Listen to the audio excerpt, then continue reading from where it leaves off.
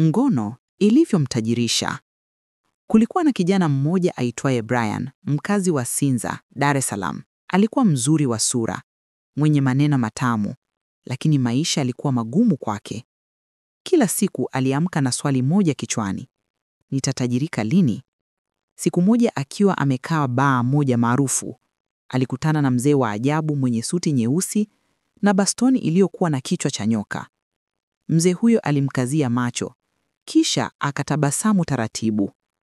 "Kijana," alisema kwa sauti ya utulivu lakini iliyogonga ndani ya moyo, "una ndoto kubwa, lakini huna ujasiri wa kulipa bei yake." Brian alicheka. "Bei gani hiyo mzee? Mimi niko tayari kulipa chochote, mradi nitoke kwenye umaskini huu." Mzee alishusha pumzi, akatoa karatasi ndogo yenye maneno yaliyoandikwa kwa wino wa damu. "Utapata kila unachotaka," alisema, "lakini utalazimika kushiriki tendo moja la furaha na mtu ambaye nitamchagua. Baada ya hapo utakuwa tajiri kupita maelezo." Brian hakusita. Alisaini. Siku 3 baadaye, akaanza kupata mafanikio ya ajabu: pesa, magari, wanawake, heshima.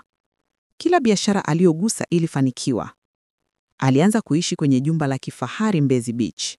Watu walisema ni baraka, lakini ndani yake kulikuwa na hofu. Kila usiku, mwanamke fulani alianza kumtembelea kwenye ndoto.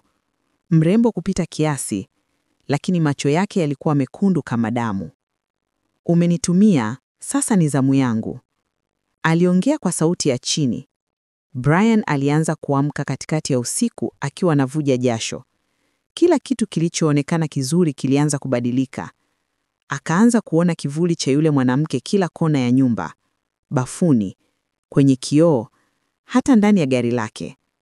Mara ya mwisho kumuona rafiki yake, alikuwa amepungua uzito, ngozi imeanza kubabuka kama imeteketezwa na moto wa ndani. "Nilipenda utajiri, lakini kila usiku anakuja kuniuliza, ulilipaje?" Siku moja majirani walipiga kelele, jumba lilikuwa limewaka moto.